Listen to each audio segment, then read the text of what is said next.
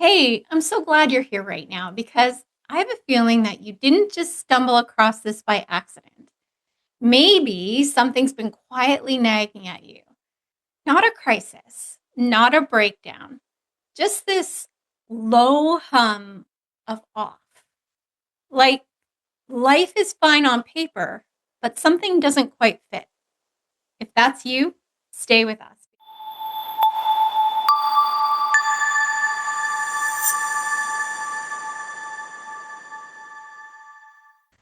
I'm Doris, and these are the Better You Coaches. Coaches, have you heard this from the people that you work with? Absolutely. Yep. Definitely. A lot of times. What do you actually mean when you say life feels off? And why is naming it the first step to changing it? And I think for the most part, when people say life feels off, it can mean feeling disconnected or out of alignment.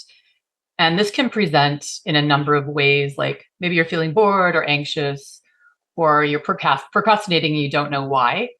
I think naming the feeling creates awareness, and it can begin the process of change, right? So you can ask yourself, what feels off? When did this start? And maybe what would feel more aligned for me. And often that feeling is just a signal of growth, right? It's just feedback from your subconscious mind that it's time for change. So it can be a good thing. It can actually be a positive thing. And hypnotherapy can really help you work through this process. Why do you think hypnotherapy might help? I think because it can really help you go deep into what is really going on behind the scenes, like why are you feeling out of alignment? And it can also help you reprogram to what you want to create. So becoming the identity you want to become to create what you want to create in your life going forward. If you do identify what it is that you've got happening, does it require hypnotherapy, or do you think you could do it without hypnotherapy and jump right through to coaching? It really depends on what the situation is, because I've had hypnotherapy, and it really helped. It helped me understand things a lot quicker. So hypnotherapy can help, but I also needed the coaching to get to a certain point, right? So the combination of the two of them is absolutely wonderful, for sure. My daughter has gone through hypnotherapy as well, and I've seen she has gotten very great benefits from it. And I'm a coach myself, and we're all coaches. We have seen the transition when we when we actually walk through our clients through that coaching modality as well. What would be the difference between someone who needs therapeutic support versus someone who needs just a life direction shift that a coach might provide? And how does that woman know which one she's in? I think when a person would be wise to seek out some therapy. For example, you wake up in the morning and you're like, getting out of bed is just all you can manage. You're not really fully functioning, or you've got, anxiety in such a way that it is keeping you from really fully living your life. It's stopping you in your tracks. The anxiety, it's affecting your physical and mental functioning. Like severe depression or desires to self-harm or any of those things, then you're definitely would be benefiting from some therapy because it's keeping you from living your best life. On the other hand, living your best life also means being able to move on to the next thing. And sometimes it's not therapy. Sometimes it's the coaching that gets you to really look at there is a different kind of underneath when you come to coaching. And it's interesting because I think hypnotherapy kind of balances both worlds. There's something very therapeutic and deep and mindful. Like, to me, it's a very, very like mindfulness, the place that it takes you to, and like meditation or deep reflection. And sometimes there are people that have a therapist and a coach at the same time. That was very good, Shelley. Thank you very much. And so now, Joyce, when someone comes to you feeling off and maybe they're disconnected from their joy, what's the very first thing that you might invite them to look at? Well, there's two things that I love to check. First of all, I love to check to see where their values are, right? I think that's probably the most important thing.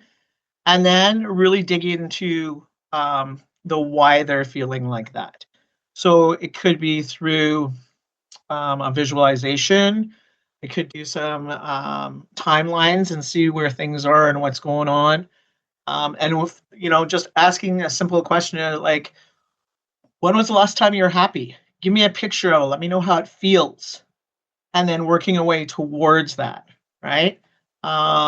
So that's what I would do. Find out, what's going on and why. And then moving on to the how.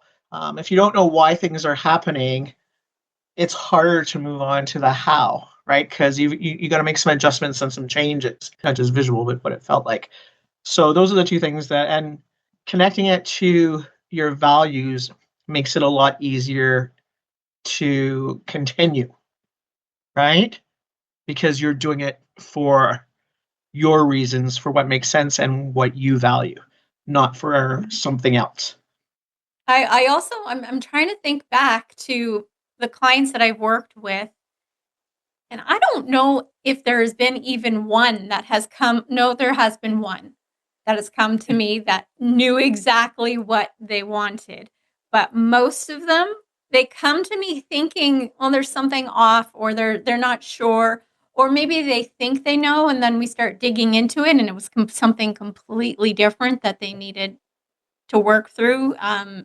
So it's interesting that people sometimes don't seek the help because they don't know what's wrong. But that's exactly when you should be seeking the help. Absolutely. Great Absolutely. point. 100%, yeah. Does any of this change, Sarah, from the perspective of a leader, either at work or at home? You try to learn faster or adapt faster, change faster because you're a decision maker. So in the process, what happens that you evolve, yeah, right? Going to the growth process happens. You grow. The perspective can be shifts. The priority changes. We feel off, or the leaders feels off. They think that, oh, what's happening? Like, am I being stuck? Right? And at that point, I would say that it is not, when you feel like that, when you're feeling off, it's not that you're feeling that it's some kind of a failure. It is the misalignment of the transition that you're going through. So understanding that first, that it is a process, you're evolving. And when you evolve, not necessarily your environment evolves at the same time. It takes time. So understanding that feeling off is natural, it's normal, it's a process of the evolution. So what you've been experiencing from the past, you've been accustomed to. So you're more familiar with it. Your body is more attuned to it. Your mind is more attuned to it. And now you're changing, you're feeling the transition. So you're feeling off. But it is not because, again, that something is off, is something is wrong. It is you're stepping forward, you're moving forward. If you feel that kind of a shift, you might ask yourself, like, what kind of identity maybe I'm going through or changing right now. So ask yourself that, which part is changing? Is it at my home? If there's something changing at my home, is it myself? Is it my work? So find that area first, where you're feeling that off, or you're feeling sometimes, like you said, Coach Shore, is that we don't know when we talk to our clients that they don't know where they're feeling it. So when we talk to a coach or a therapist, we can walk you through and help you find those areas where you're feeling, pinpoint those areas, right?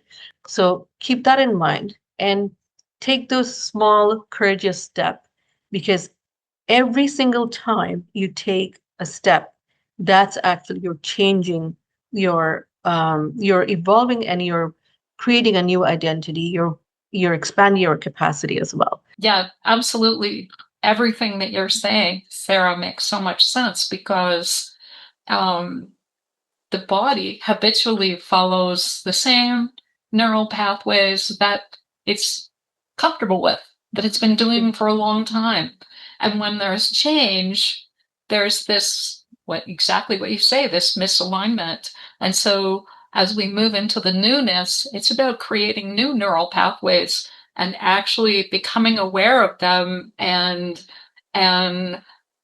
moving through those new pathways and eventually integrating and embodying that Beautifully said. transition where who we're becoming.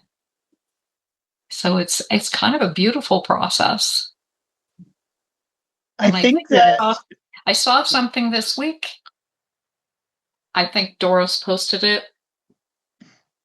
Maybe you're in the Chrysalis. Yes. Maybe something is, Mhm. yeah, things get a little squishy for a while, but eventually things come out beautifully on the other end. leaders too, and Sarah, you can help me out with this. We don't want to get other people involved. We want to fix things ourselves, and that makes it worse sometimes, right? So we have to really remember to step out and get some help. I wish I would have done that first and step out earlier. I think I would have figured things out. But yeah, that's one of the things that I've noticed. And thank you for sharing that, Coach Joyce. And it is, yeah, I really appreciate what you have just said, because I think right now, if anybody's listening and whomever is in that leading position, and you're not alone, we go through this process and we are scared because we, as I said, we are leading. So we are looked up to that we maybe know it all, but we don't. And it is okay to say that, hey, give me a minute or, few days just to even understand where we are at before responding. Take that pause, whether it's a few minutes, few hours, or a few days, months. And that's why we have different experts. So we can go out, reach out, and ask for help.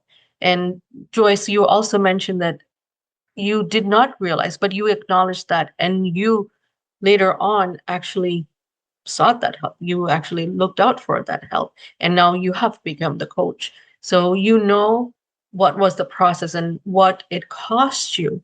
Yeah, I agree. And it's not just the expertise. I mean, that's wonderful.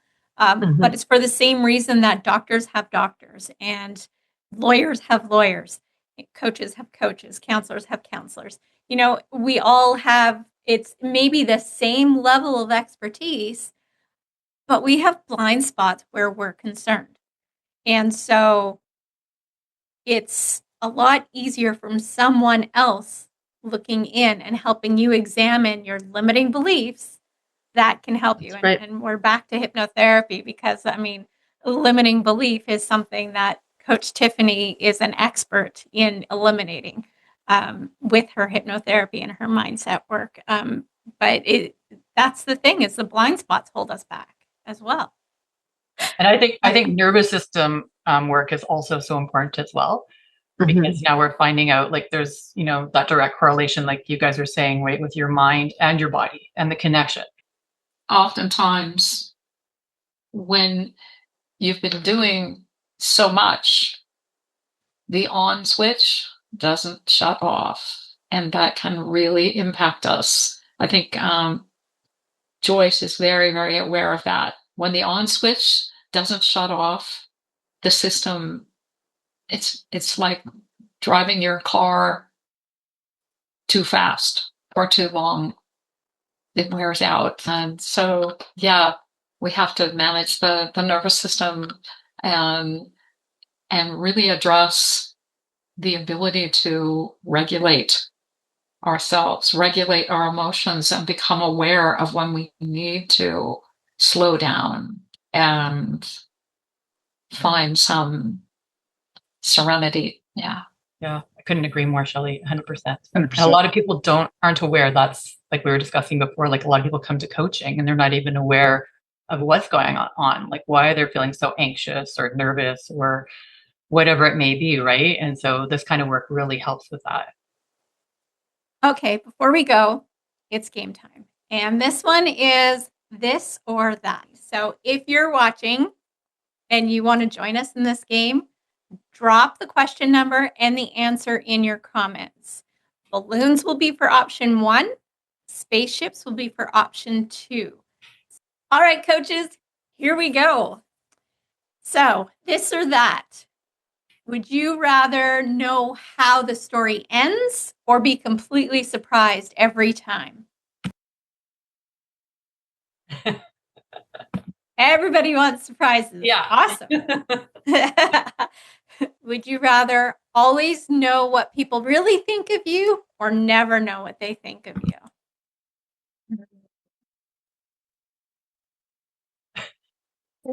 Nobody wants to know what they think of you. Awesome. None of my Because it's business. none of your business. Yeah. Don't care. None of my business. Nope. I mean, I think I do care, but I'm working on not caring. Well, I mean, we all are to an extent. Yeah. That's okay. Well, thank you all for joining me today. And I want to thank you for taking time out of your day to have fun with us here, as well as talk a little bit about whether you're feeling off or not. Remember, if you're feeling off, that's a sign that you need to dig a little bit deeper, whether that's with yourself, as we spoke of, with a little self-reflection or some meditation, or maybe it's time to reach out to a coach or a counselor or a hypnotherapist. We've got you covered either way. So if you'd like to start with us, the easiest way is to visit our website, BetterYou.Coach, but we are here for you. Thank you, coaches, for a wonderful discussion and so much fun with the game. And we'll see you next time. Always remember that you matter, so please take care. Thanks. Bye. Thank you. Bye, everybody. Bye, everyone. Oh, hey, thanks for watching. Since you watched this video, we thought you might really like this video. Oh, and don't forget to subscribe right there for more great videos. Plus, tap that notification bell so that you don't miss any videos at all. Comment your thoughts below and see you next time.